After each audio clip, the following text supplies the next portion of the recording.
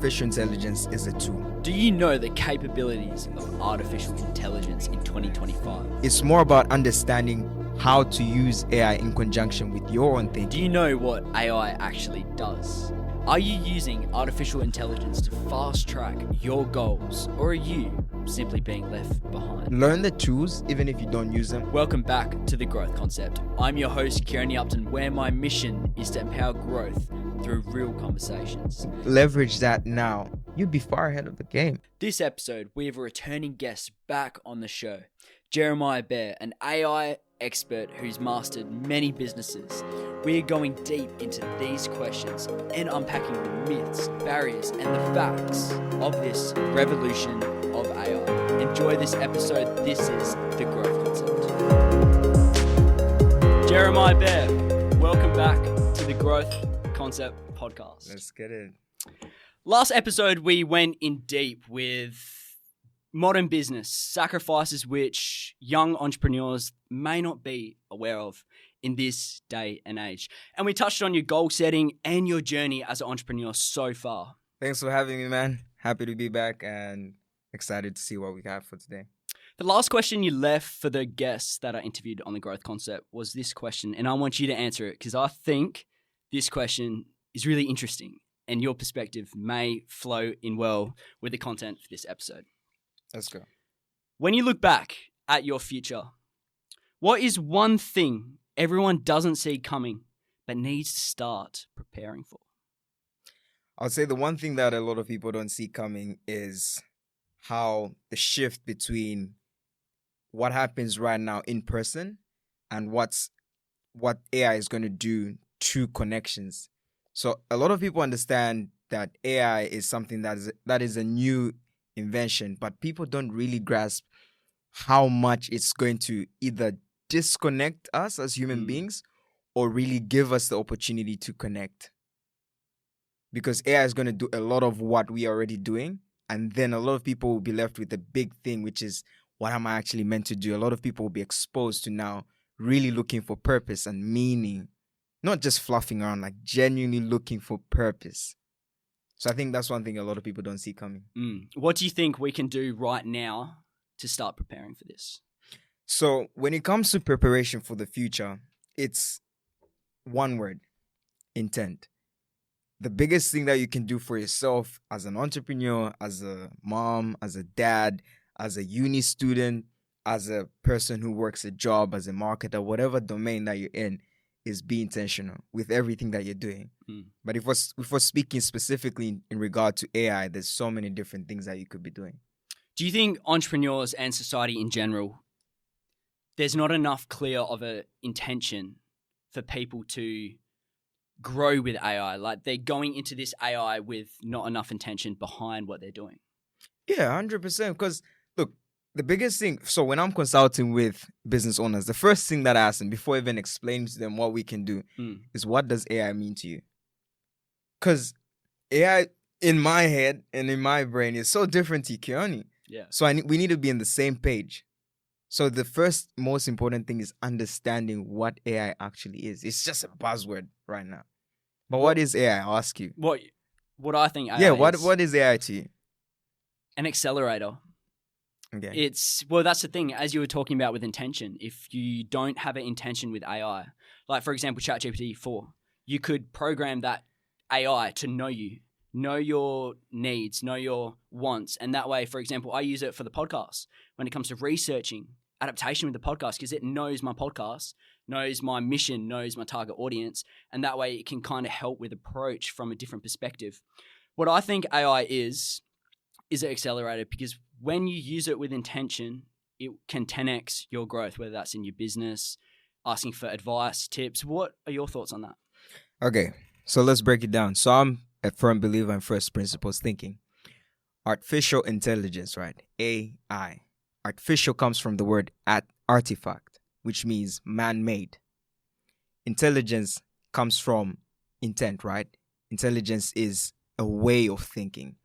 So if you really break it down to its fundamental principle, AI is essentially man-made way of thinking. So we are creating something that is already there. So there's nothing new under the sun. That's the base level. When you take it up a notch, now you understand, okay, this is artificial intelligence. It's something that we're creating. Hmm. How I explain it to business owners is AI or artificial intelligence is simply having a form of intellect. That's where intelligence comes in. Intelligence comes from the word intellect. A form of intelligence that doesn't need to have a coffee, doesn't need to sleep, and it doesn't need to be reminded. Those are the three big parts in which AI plays a role. Then its applications are very different, again, which we'll get into as we get into the podcast. Do you think, obviously, with AI rapidly excelling, that it is tampering the growth of people thinking for themselves? They're relying too much on AI for help, whether that's scaling, and they're not figuring these out on their own? Or do you think implementing AI straight away is more crucial than ever and relying on that because it's not going anywhere? What are your thoughts? So I look at it this way. So it's a tool. It's like money. Money is a tool. Artificial intelligence is a tool. It's more about the application. So right now there's a bit of research and stats on the fact that when you're using AI, it actually decreases the amount of creativity that you're able to generate. But that's not applicable for every individual. But generally speaking, it applies to the masses. But how I see it is, it's a tool. So it's more so about, there's never been so much knowledge ever in history. There's so much knowledge on how to use this camera, how to do that, and AI is literally on your fingertips. But I think it's more about understanding how to use AI in conjunction with your own thinking. It's almost like the best way to put it is an assistant. It can do some work for you, but it should enhance what you're already doing and your capabilities. So knowledge is no longer the barrier to entry. Like if you look at the times and how things have evolved, back in the day, you needed to know the stuff. Like, yeah, exactly. You needed to know how to literally fix a bike. Excuse me. But now there's certain things that I say I can do, not because I can actually do them, but because I know where to find the information to then be able to do and execute. So, AI won't replace your job. It might. It might. AI in your business. Last episode, we spoke about your past businesses. You were selling gym equipment, then you got into your car business. You had a personal brand, clothing brand, and now you're an AI consultant. At what point in this timeline did you start implementing AI, learning about it, researching? Like, how did you go about learning to use AI as a tool when you had no knowledge whatsoever? So for me, my skill stack is very sporadic. It's very scattered. So obviously, having been in the fitness industry and having technical knowledge in terms of architecture design, because I did study civil and structural design, and then obviously being a consultant, getting into marketing, sales, having dabbled in all of these different domains, I got to a point where I had to ask myself, where am I coming from? What's my experience? Where am I like right now? And where do I want to be? So my perception of where the future was what got me into AI within the last 12 months. So it started with me implementing AI in my field, right? Sales, marketing, fitness. When I say fitness, I don't mean having a bot going to the gym with me, but in the scope of my business, my niche was fitness. So applying artificial intelligence fundamentals when it comes to the overheads of getting research from the customers to automating redundant tasks to then fulfill a product in the fitness. That's how I would relate. But it just came about with time. With your fitness, when you were selling equipment at this stage in your life, were you using AI? Or was this before it was developed? Because what year was this? This was probably 2 years ago. 2 years ago? Yeah. So my fitness journey has been of the last 5 years. Yep. But it's changed so much. And it's been very sporadic again, like I mentioned. But only of the last 12 to 24 months did I really start getting hands-on with AI. So you didn't start off with AI? No. What did that transition process look like for you? So it started with me. So when I got into obviously having my own business, when you have your own business, there's a phase of your life or phase of the business where you're doing everything. Is this in your AI consultancy or what business are we talking about? So this would be more of it would be more of when I was doing fitness events. So I was a coach, still coaching and getting, at that point, I still had my fitness brand. Yeah. So it was more on the branding aspect of things, doing events. So I would use it to almost create employees to do what I didn't really like doing. So even when you look at some of my really old videos, that was like somewhat AI. A lot of it would be AI, prompt engineering it, and just letting it do what I'm not good at, right? But then now, I would say, over the last 24 months, it was really when I was doing events and structuring a lot of the marketing operations and sales side of things was where I started dabbling with it. And then this year, obviously, of the last 12 months is when I really got hands-on with it to the T. When you say you got hands-on with it, help me understand what this looks like. Is this you really understanding what ChatGPT or other AI platforms out there? There's a lot when it comes to AI. So let's really just now break it down. So AI obviously is, we understand, it helps us do work. It's automations, building assistants. So when I say I got hands-on with it, it's me building the infrastructure. It's me understanding code. I'm not a developer, but me understanding code, me understanding APIs, API keys, me understanding webhooks, me building out automations. So literally fleshing out, understanding, I would consult with a business owner, understand what their process looks like, what their service is, from production to fulfillment to customer journey. And then identifying elements of the business where there's, number one, inefficiencies. The second thing is identifying where there's drastic expenditure. So where they're spending so much on maybe marketing, operations, and then saying, hey, look, I can build out this thing. Right now you're spending maybe $100,000 every 6 months to have this. But what if we build out a system that runs more efficiently at 30% of the cost? So really fleshing out what platforms that they're currently using, the systems that the business already has, and really building out brick by brick what could look like something that could almost be plugged into their business. Are you talking about the buyer's stage of the business and having an AI consider each buyer's stage that the business offers? Yeah, so it varies from business to business. So when you look at, so let's use a real case study right now. So say there's a med spa that we're working with right now, and they have operations in terms of marketing, sales, right? So that looks like, when you look at the med spa industry, it's very service based, right? So everything that they're offering is a service. So we look at the services that they're running and then their marketing and sales. So having AI literally reach out to their clientele, their niche, and let them know about the promotions, memberships, and things of that nature. And that looks very different to everyone. But in this case, for this case study, it would be reactivating their database of people who bought from them, letting them know about the new promotions. If somebody's birthday is coming up, you forget. When's my birthday, bro? It was last Tuesday. Okay, you remember. So you're bro, putting me on the spot like that. But automating certain things, like on Keone's birthday, he gets a gift. He gets a 5%, 20% discount. So certain little things like that really enhance how the business works. Businesses are already doing this, right? Not many. Not many? Not many. Wow. Yeah. Is that relying on one person to keep track of, or a team to keep track of all these things that AI is taking over? Yeah, because at the end of the day, what is a job? A job is a set of tasks. A job is expectations. Those are deliverables that can be trained into someone. So how I put it is, what I do essentially is, think of your best employee, right? And we replicate their tasks and have them have an assistant co-working with them.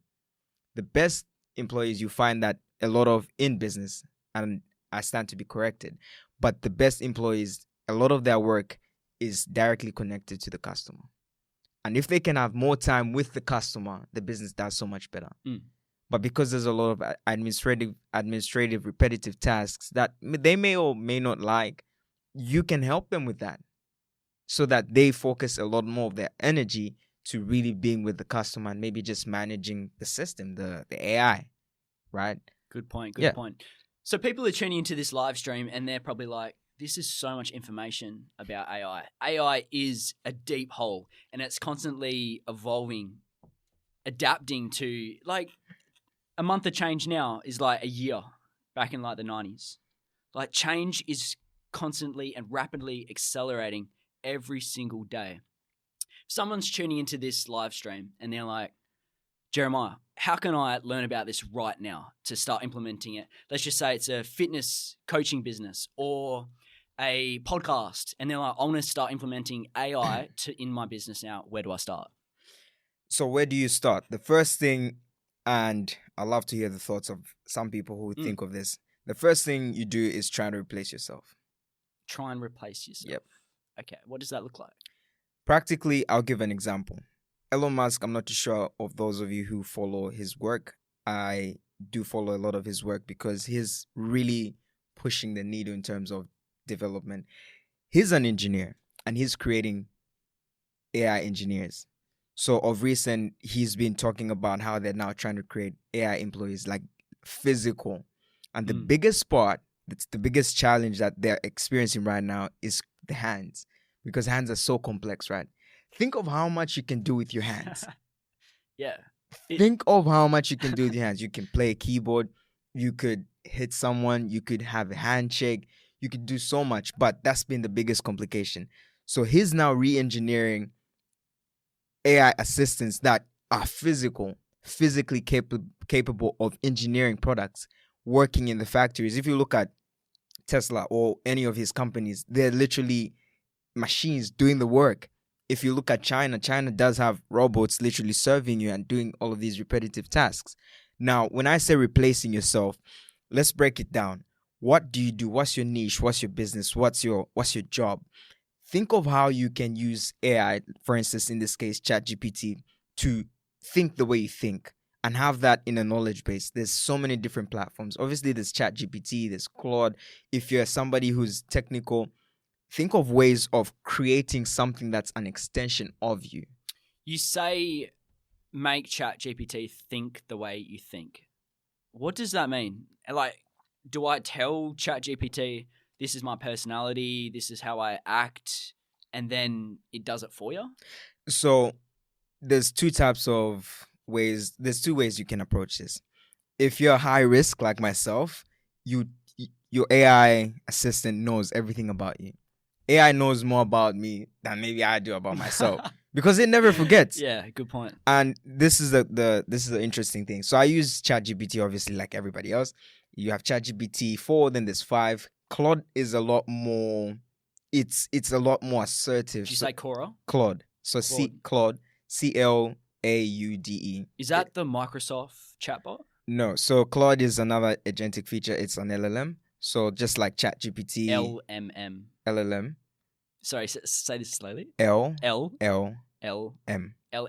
Gotcha. Yeah. So it's just a learning language model. So it's like ChatGPT, you have Gemini, Perplexity, you have Claude. All of these are different types of agentic features or agentic systems that pretty much do the same thing. You put in a prompt and it can either generate. So the same thing as ChatGPT. Yeah. Gotcha. Just think of ChatGPT, but code different. It's just different streams of it. Yeah, just different streams. Do they have different agendas? Agendas, not necessarily, yes, but they have different capabilities. They have different ways of processing information. So I've found that playing around with all of these different ones, some are better at certain types of logical tasks. Some are better at quote unquote emotional. And when they process information, they're able to process it in real time, like in real time data. So they'll be able to access current information based on whatever is available on the web and give you feedback. So I found, for instance, Claude, sometimes even when I'm going on drives, I did a 15K run and I was talking to my agent. Real time conversation, just the way we're talking. During the run? During the run. Wow. 15K. And I'm talking to it. Yeah, so tell me about Richard Branson, and how did he do this? And yeah, so it tells me all of that.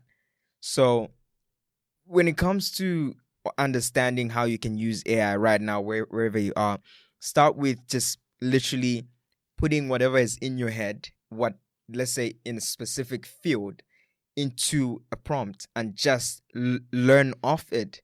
So ask it questions, give it different ways. If you're in, say, for instance, if you're in, your business is podcasting, right?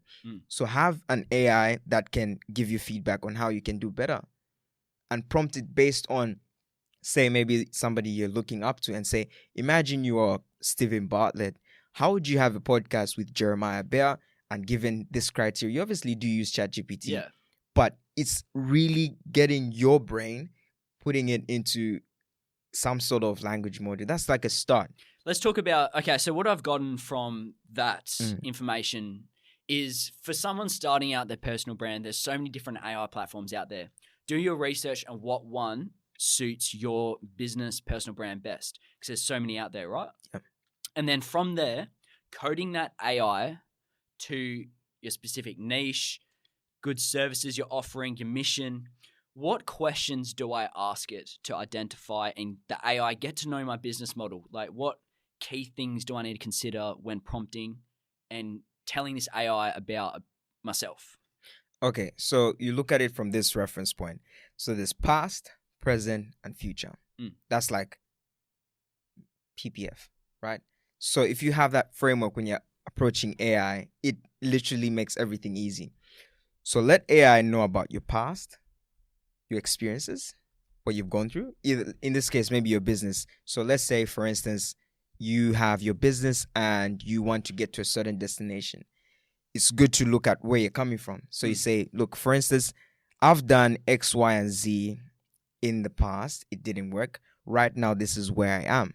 Right now, I have $100 in my bank account, and I have 5 people who I can call, Keone, my videographers, and whoever else.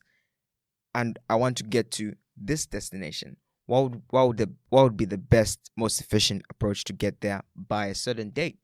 So you give it information. So a lot of people debate and say, don't give it too much information. Just give it like one prompt. Some people say, give it as much information. Look, find what works for you. I don't give advice generic, or I don't give advice convergently thinking. I'm divergent because we're all different. So when you're training AI, past, present, and future, and let it give you real time. That's the framework That's the framework. Works. That's the framework Gotcha. that works 100%.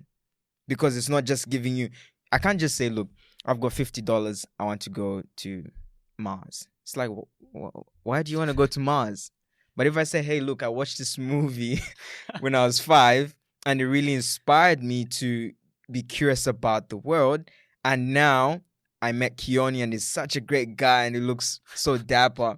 And all of a sudden, I want to get to Mars for X, Y, Z reasons. You give goals, you give some sort of direction. It then has a lot more reasoning. They call it reasoning. A lot more reasoning and tailoring its response to you, right? Not to anybody, but to you, because you've given it's it. getting that tailored response. Right. Gotcha. Yeah. So then, okay, now we know the questions, the past, present, future. We got to tell this AI for it to know us, know about our niche, our business model, our intentions and mission. Once we have this information and it's generated it, what's the next step that we need to do? Obviously, implementation, take action, of course. But what next in the journey of this AI process? Okay. So the first thing, you've obviously gotten the AI to know about you. You've given it a few prompts. The second thing you should be doing now is looking at some AI softwares that you can use to execute what you are already doing. So even with Jesh, he does a lot of my personal brand. I get him to try to do things that he can do, but get AI to do it. Why? Because now you're getting not only just there's this funny saying that a lot of people on LinkedIn are strategists, but not people are executors, because everyone can plan, right? Yeah. Everyone can plan and, have this great idea of, I'm going to do this. But in reality, what gets shit done is getting shit done, right? Not talking about it, not reading a Yeah, book. like we were saying Remember last we were episode, going through talking this. about it isn't doing the thing. Nah, it's not. Yeah. So get AI to do the thing. If you're a videographer, simple. Use and the thing is, you have to be patient with these things because they're only being developed. They're only getting better. So everything that you do, you should have some sort of AI system or platform that you're engaging with, based on your niche, based on your market, based on anything that's, because people are literally niching down right now. If you're a soccer player, don't just use ChatGPT. You can go use ChatGPT, but if you want to really push it a needle, like let's use a soccer player. Okay. Very, very random example. Good example because it's obviously based on the action, right? That AI can't do. But I'm interested to see So where this is going. Yeah, you're a soccer player. Obviously, you can have ChatGPT use the PPF, past, present, and future. And then now you want to execute. What's your goal? You want to become better. You can literally use these platforms that you can use. I don't have any off the top of my head because I haven't played soccer in like 7 years. But you can have your phone filming you and you practicing a certain skill. Watch the video and ask the AI to critique your moves and tell you what you could do better. That's a soccer player. That's the thing. I feel like it has rapidly accelerated. Yeah. And we aren't catching on yet. Well, personally for me, like I've never thought of that. Like at the moment I'm training Muay Thai. Yeah. And I haven't even thought about sending my video to AI and being like, okay, how can I improve? Is that only one example which people aren't aware of on the expansion? Like what are some other key things people gotta expose themselves to, let's say? I'll be a lot more tailored. So I would assume that the majority of the people who would be watching this are either entrepreneurs, maybe studying, a bit curious about business. So let's say you're in business. When you look at business, understand your customer. That's one thing. The second thing is understand the field that you're in. Australia is built around a lot of the mining sector, right? So there's applications there's use case applications that you can use. So let's say you're in FIFO, you're working FIFO, and you want to use AI. What does your day-to-day look like? And it really depends on how extreme you want to go with it. There's literally automated trucks in the mine site that run without or with minimal human supervision. So now your chain of thought could be, and the thing is, a lot of people need to understand that you need to have expectations of it or not, because sometimes just being around it, there's what they call first movers advantage, and you're wondering, why is Jerry doing all this AI stuff? It's because right now AI and crypto are by far they're going to be the biggest shifters. And even if what you create may just be like, you could fluke it, you could be lucky and create something that drastically changes the world. But you need to be, it's almost like in a dark room. I feel like right now we're in a dark room because not everybody knows what AI could do. Could it wipe our jobs? Could it, replace human beings? Are we going to have some of these sci-fi movies come to life? Yeah, literally there's so much fear in it too. Right. So it's about understanding that there's two things. I went to boarding school and I say this, right? It was get bullied or be the bully. And you can flap around there and be like, but you can be the bully or learn how to be a bully and not bully. Just learn the tool. However, whatever that looks like. Okay. So I don't promote violence, but I'm just giving an analogy of a framework that was, instilled into me. It was learn the tools, even if you don't use them, have them. Okay, so is this learn the tool of AI, even if you do want to use it or don't want to use it? Exactly that. So if you learn the tool, then I have my hanky somewhere, but yeah. If you learn the tool, then you can be in a better position in case you need to use it for good. Preferably use it for good, because at the end of the day, that's what is going to push humanity forward, right? So understand the fundamentals of AI and start using it within your niche. Start where you are. And the biggest thing is PPF is such a good framework because it's about intent. You're constantly looking and asking yourself, where do I actually want to be? What do I want to take what I'm doing, and how can I use AI right now? And knowing the reason to use AI, it leverages so many things. You can get a lot out of it. Mm. So with the business model of AI, the general model of how it works, the prompt, past, present, and future, a business or personal brand wanting to implement AI right now, what we've spoken about, the knowing the different AI platforms out there, the prompt is so important. That's crucial. And now we know the action plan to AI. What parts of business that jobs will be taken over? Will it be, you were saying last episode, it's the low valued repetitive tasks, those customer service roles, there's AI chatbots now on websites and stuff. Is it now implementing that in your business, personal brand, so it's then automated and doesn't need someone's presence? So I think we're still far away from, not far away because things are moving rapidly.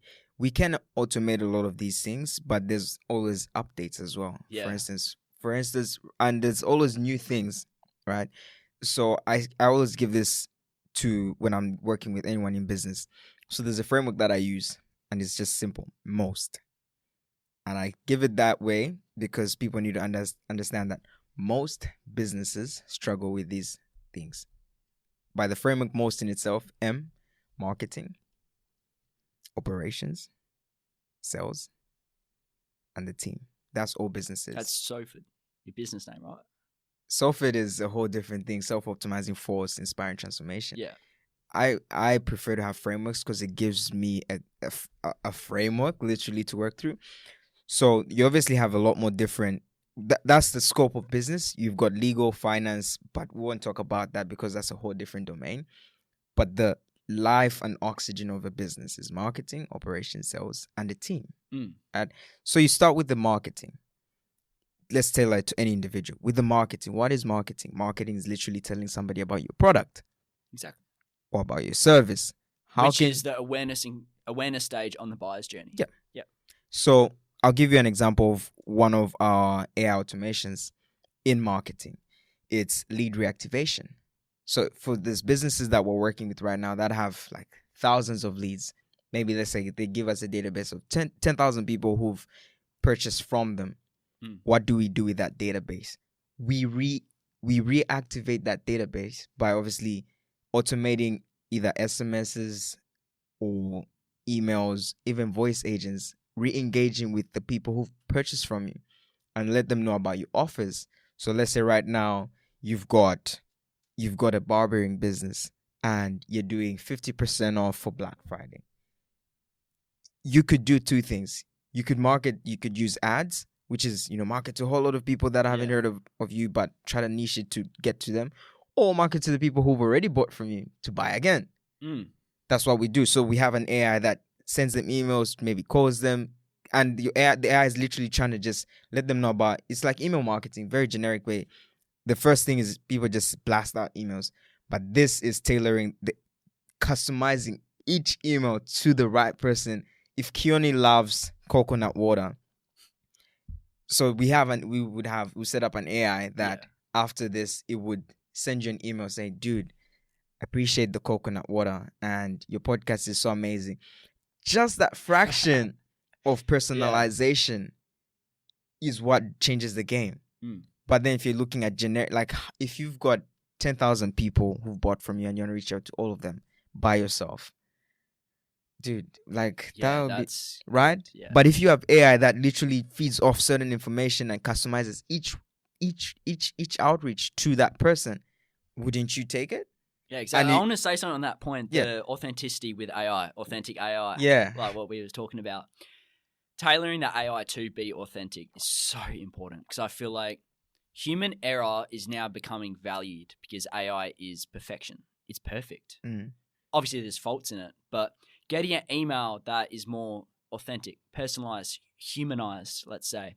So the other week I got an email and the person who sent this email forgot to change the AI stuff. So it said, to this person. And I'm like, going straight in the junk folder, not replying to that. Because people got to be so careful. on how they use it, making sure they add the humanized aspect to it. Do you feel, in obviously observing the AI space, there is too much reliant on AI's personality and not implementing enough authenticity, humanized personality into it? What is authenticity? You, yourself. That's the way I view it. It's like, for example, what is authenticity? Yourself. The way you carry yourself, the way you speak, the way you engage. That's authenticity. So people look at authenticity in a very convergent way. When I say convergent, I mean looking at it as one thing. Authenticity is essentially being, like literally just its character. Yeah. You can't really quantify authenticity as a convergent thing because there's so many different things. You, Keone, right now on the podcast is different to you at home. Yeah.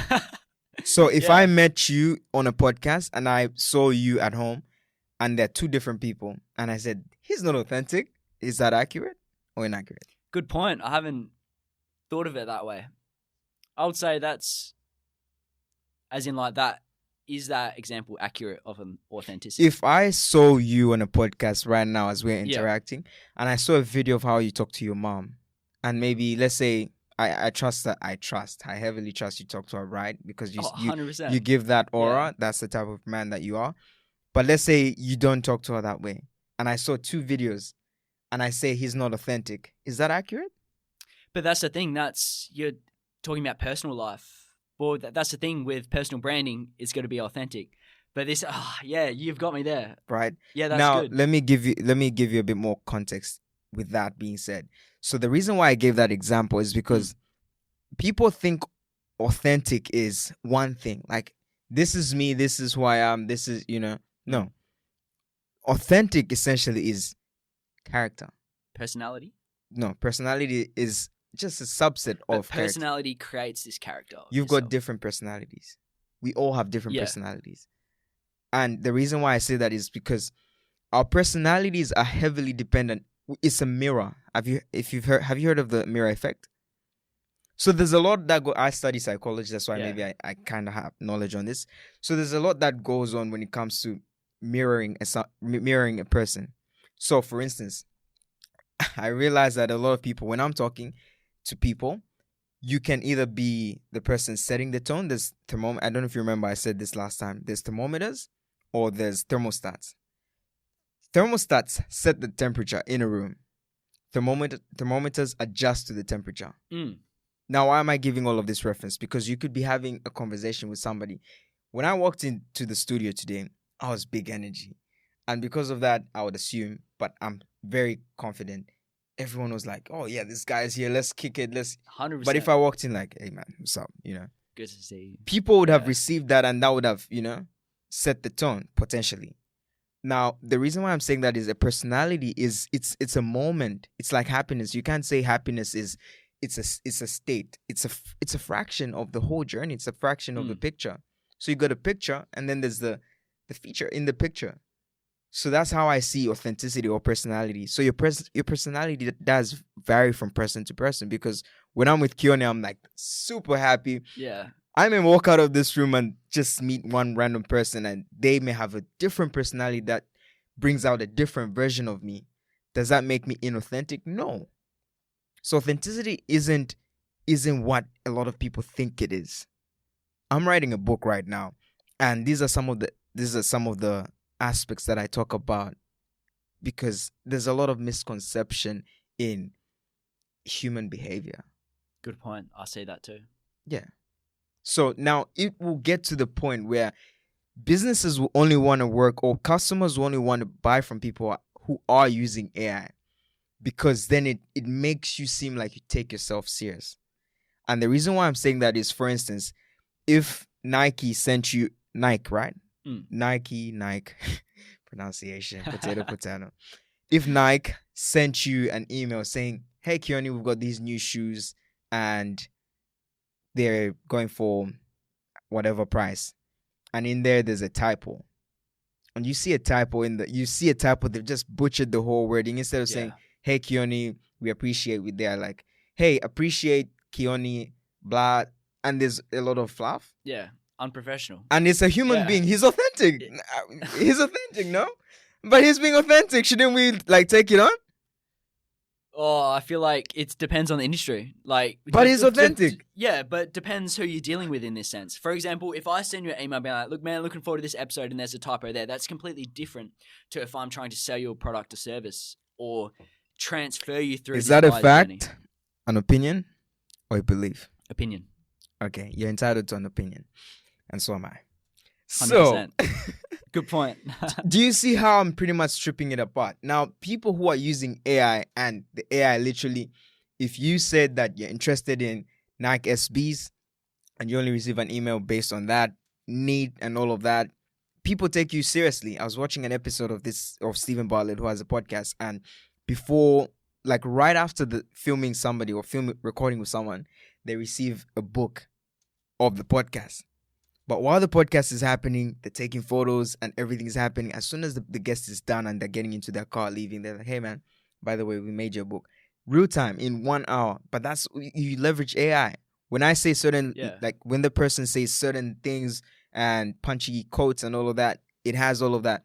But you can only move at that pace when you're able to leverage certain tools. The reason why I'm saying this is because if we're not using it, because it's like money, right? I ask people this, right? Would money change you? Some people ask me this and I ask back, would money make you different? I think, yeah, we were having a coffee and it was us and Oren. Yes. Oren? Yeah. It was, and you go, would money change you? And, what was your response? It would only amplify what I already am. I see AI the same. So if I'm a douche, if I'm a jerk, if I'm a bad person, AI is just like me Pro Max. It's like, yeah, it's going to emphasize emphasize that. So it's about understanding. Firstly, it comes back to you. How can you become better as an individual and then use these tools to move quicker, to move better, to move bigger, to move stronger, have bigger strides in your execution as a business? That's the reference point that I'm looking at. So as a person, as an individual, if I invested $1 million in the growth concept, I know for a fact this podcast will blow up. Not that it's not already, but it would potentially either. When I say blow up, it could be blow up good or blow up bad. Because that's the one thing I heard. AI, there's two sides to it. It will either enhance you drastically, or destroy you drastically, and there's no middle ground in that.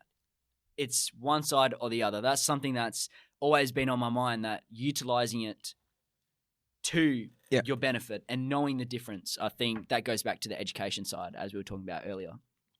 With AI, I want you to answer these questions in one sentence. Let's go. What's the biggest fear you have or you see people have with AI? I think I really think ahead of myself. I'm very aware, but I'm not always present. But one of the concerns, it's not really a fear, I would say, is AI, artificial intelligence, ending humanity. And I think from that lens, because AI will be capable of doing much more than we can, and AI will be able to self-reproduce. And it sounds, when you see these podcasts, it sounds cool. These guys talking about AI, it sounds cool, right? Scary. But these are serious things that I'm genuinely concerned about. And I know that if I'm going to be, it's like, think of World War II, right? If there was gyms then, you'd be hitting the gym, bro. Like, you'd be hitting the gym because you know what's coming up. Yeah, I guess. Right? You'd be doing something to prepare for it. That's why I'm heavily invested in AI and crypto, because I know what will come of.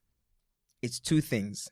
You're either equipped enough to be a part of the bulk that make good out of it, or be a sheep amongst the crowd.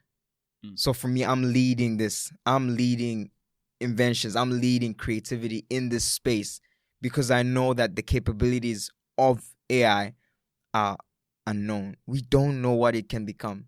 We don't know if we're going to create something that literally. Because think of it, AI is automations, right? Mm.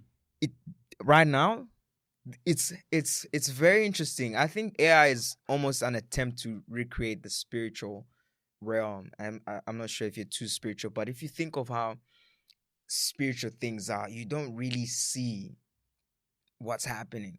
I think of artificial intelligence very similarly. You don't see, like, for instance, right now, if I say to my AI assistant, hey, I want you to do all this information, I won't see the code. I won't see the technicalities of it. I'm just going to see the execution. Yeah. So we don't know what we are creating, but you need to be able to control what you can control in that moment. Which is the prompt. That's just like the first part. Yeah. The second part is being able to control what's within, what you can do, your capabilities, your understanding, the technical aspects of it. You asked me what businesses can be doing. They can also be engaging people who are experts in the field. There's literally where the company I was consulting at has now introduced just a department for AI, just to experiment. That's the level of intent people need to have, because people don't understand. Like, people genuinely don't understand the complexities of which AI could deliver. Especially, for instance, in Australia, I think we're a bit laid back and, chill. And We're so late to everything too. it's like if you want to have a meeting with somebody, it's like, yeah, we're gonna have a meeting next week. Like, bro, let's have a meeting yesterday, bro. Like, let's move quick. Yeah. So it's really interesting. The machine learning of ML, of AI, is rapidly expanding, and it's getting to a point where we can no longer understand AI because it has access to the whole internet. Quantum computing is now being understood by AI, and AI is rapidly excelling to understand it way better than we ever will. Do you see that AI is going to get to a point where we no longer understand it and it's out of our reach to get control of it again? Yes.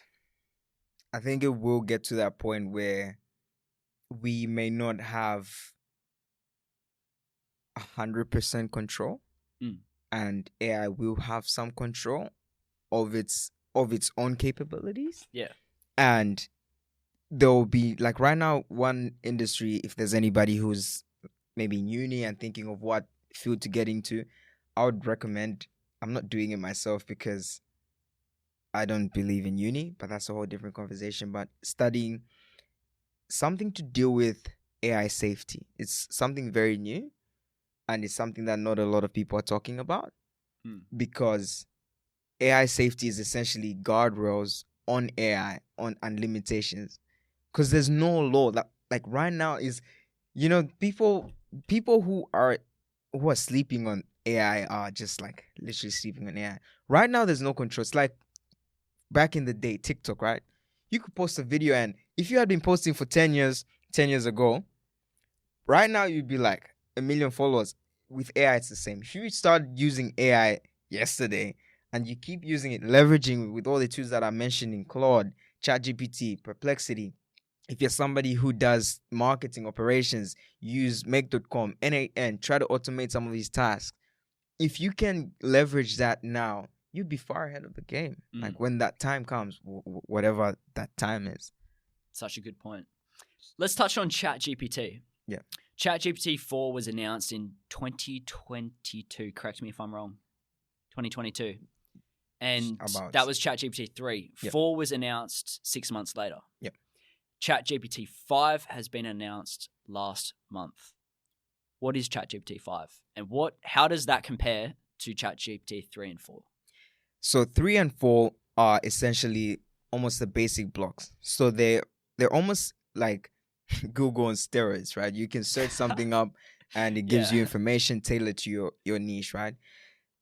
That's ChatGPT 3. In simple layman terms, they're more of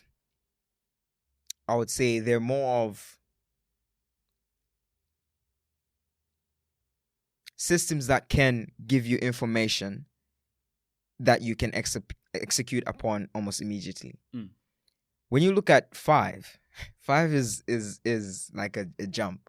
So with 5, ChatGPT 5, you can literally give it access to your online resources and get it to execute on your behalf. If I'm using ChatGPT 5 right now on my phone, I can get it to schedule an appointment in my calendar, in my Google Calendar, with Keone and send him an email. It can execute within your capability, within your domain. So there's the first part, which is ChatGPT 3 and 4. It would be more of agents, but more, I would say, assistants for clarity. So assistants that can, help you with your work and, give you a bit of feedback, help you move quicker, more efficiently. But then you execute. Then you look at 5, where they're more consultants, they're a bit more enhanced, right? So they can now actually execute and help, like, think with you. So with the 3, you're doing most of the thinking, and it's more so just nurturing your thinking. With the 5, though, it thinks with you, but you are you having your chain of thought, and it's thinking based on real time data, and you can pretty much convert that. You can unite that thought process to deliver a lot better than you would if you're doing it yourself. So it can limit people's ways of thinking because they're not as creative as well. But that goes back to the prompts, the past, present, and future you give it, right? Yeah. ChatGPT 5 still relies on that framework. When you say relies, are you referring to based on an outcome, like looking for a certain outcome, or just the information you're giving it? Yeah. It relies on heavily on the information you give it to then tailor its approach to what you're asking it, right? Yeah, because at the end of the day, you want to be using these tools with expectations. You want to use them for them to give you a certain outcome, a good outcome, right? So to enhance that outcome, you would leverage the framework that I just made mention, PPF, past, present, and future, to give it a well-rounded, versatile way of thinking to execute to the best of its abilities. Good point. So does that mean ChatGPT 5 can automate content scheduling and website development even? ChatGPT 5? Yeah, so there's quite a few. So if you look at GPT-5, so GPT-5 can also give you code. It can give you don't need to learn code necessarily and understand everything, like the nitty-gritty, but you can understand the engineering behind the code, and you literally look at it coding for you in real time. And then now the next thing is, do you know how to use this code? Do you know how to customize this? I was building a software. I'm building apps now. Like there's levels to this game. Yeah. And so funny because even when I go to the gym, there's 3 types of people. There's people who go to the gym with their towel and leave it, and then there's people who go to the gym with their bag, put it on the shelf.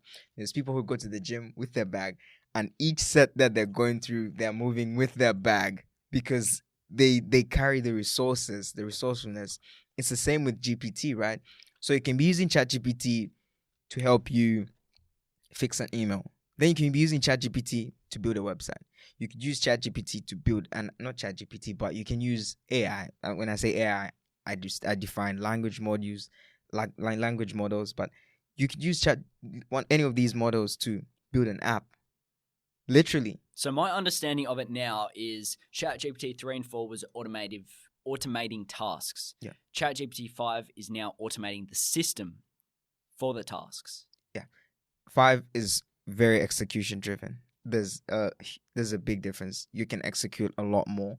You can have files. You can save things in a system. You can have order, and you can even choose which.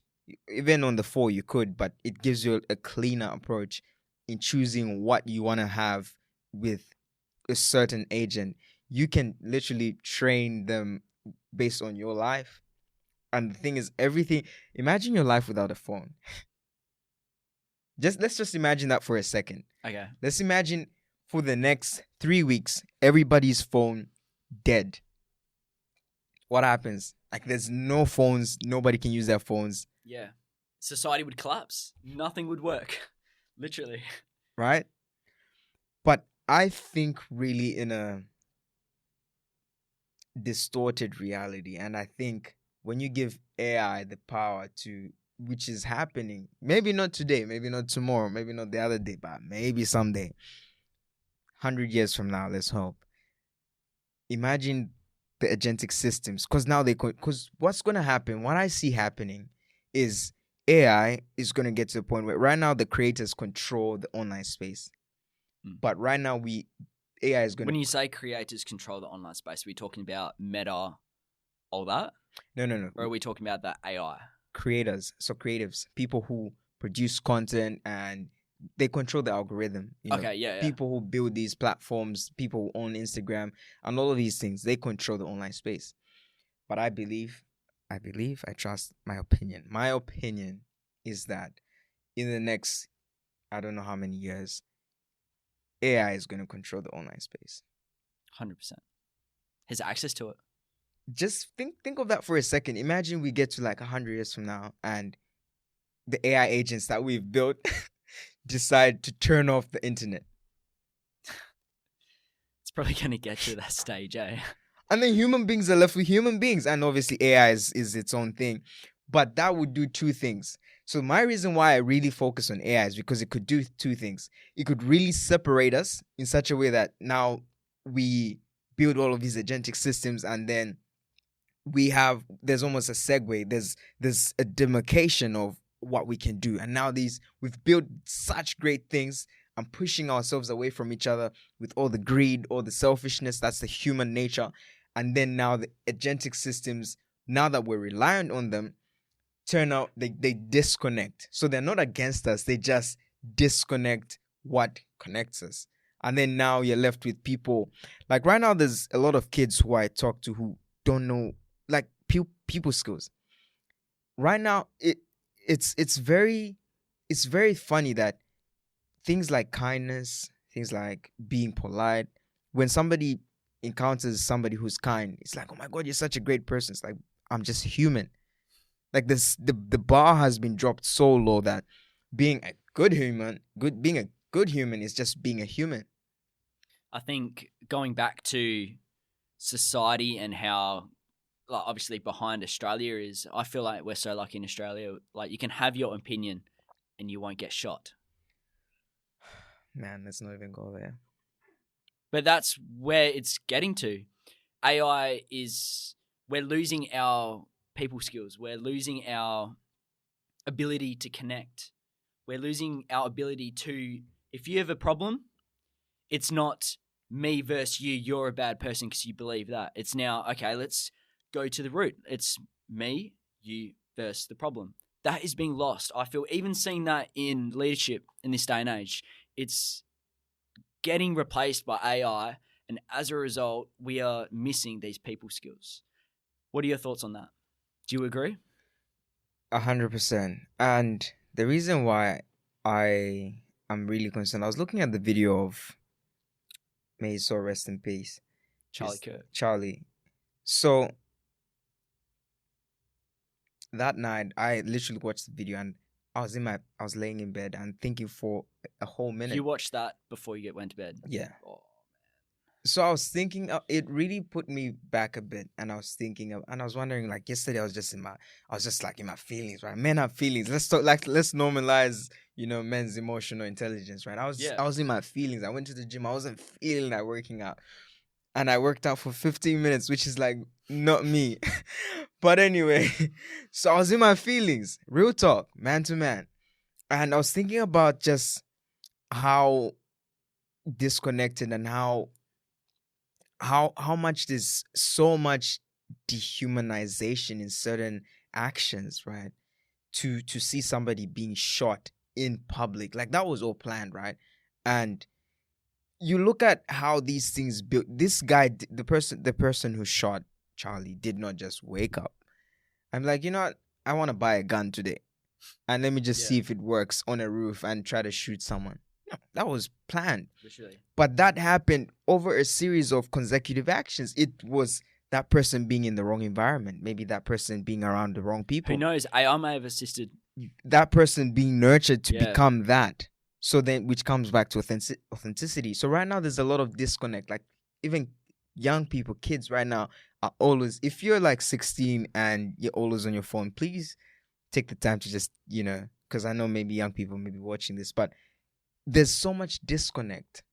like the human nature has become so distorted, and it's Mm. concerning because we are so glued to our phones. We're so glued to all of these systems. But like I said, it's a tool. It can enhance who we already are, or really just expose our imperfections.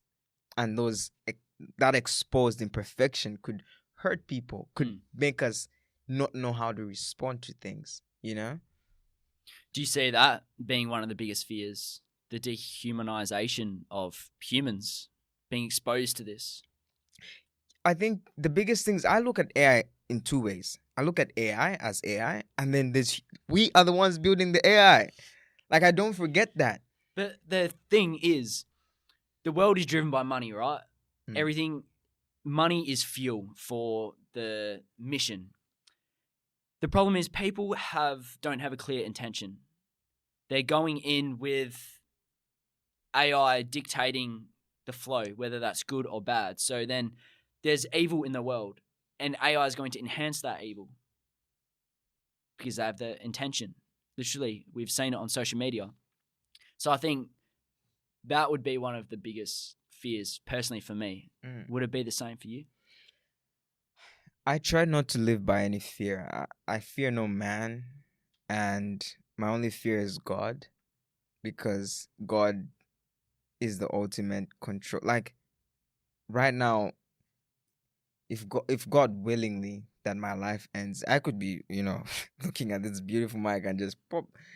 But I don't choose to live in fear of man. And look, I respect all the laws and the fact that maybe Kiona's been boxing now and he can knock me out. I respect that.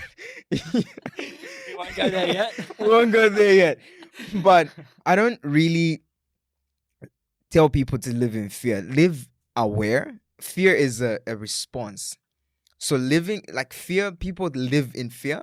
Fear is a signal. I look at it as a signal. It's your body, it's your environment telling you to, like, hey, be careful. Would you say consider both sides? 100%. Like, don't live in fear. So fear is essentially, I'm afraid to execute. I can't do this because of these feelings. Whereas courage is, I feel the concern. I feel that Keone has been training Muay Thai and now he could knock me out if I say anything trashy. Yeah, that's what I thought. But I won't live in fear. So the thing is, there's a lot, and there's three big things that drive the world: money, sex, and fear. Controversial as well. Fear. That's fear. Yeah. Pretty much. If you look at Maslow's hierarchy of needs, it dictates the order in which people value something. Obviously, you have your basic needs. If this goes up, I'd like us to show the Maslow's hierarchy of needs, but it shows your basic needs is, you need shelter and all of these things. Why am I saying all of this? With AI, you want to be in a position where become a better person. Like, if you can become a better person and use AI makes you, like, it reflects the better version of you. Like, if you have bad traits, which we all do, it can expose that as well. So as we are developing these systems, as we're developing AI, as we're using AI in our business, let's not let AI dictate our fate. Let's get better in our domain, in our fields, but also leveraging, like, 100%. Build something that's an extension of you. But firstly, become a good person. Become the best person at your job, or if you have a business, become the most valuable person on your team. And then build out systems that are an extension of you. But it starts with you becoming better first. And leverage those AI. Leverage AI to be 10 times better than you. If, let's say, for instance, if I texted everyone, which now I do, not texting, but I try to ask one person every time I go to the gym, what's one thing you're grateful for? If that could be something that I leverage, and rather than me doing it, I have my AI send automated SMSs to, like, my whole contact list maybe every day and ask them what's one thing you're grateful for. Heck yeah, then I'm, like, using AI to save the world and, like, take me to Mars or something, Jeremiah, this conversation has been unreal, and I'm super thankful for the eye-opener that it's given me. And I really look forward to seeing where AI is going to take our personal brands, our business, and society. I think it's a very exciting time, but also a very scary time because everything's so new. Couple last questions for you. For someone starting out in business as a business owner, solopreneur, with your knowledge in business and experience with AI, all these implementations, leadership, what is one piece of advice you would tell someone that's new, taking this first step, that they can apply today based on your journey?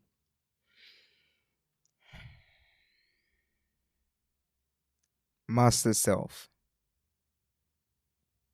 Become so self-aware of yourself, your limitations, your strengths, your weaknesses.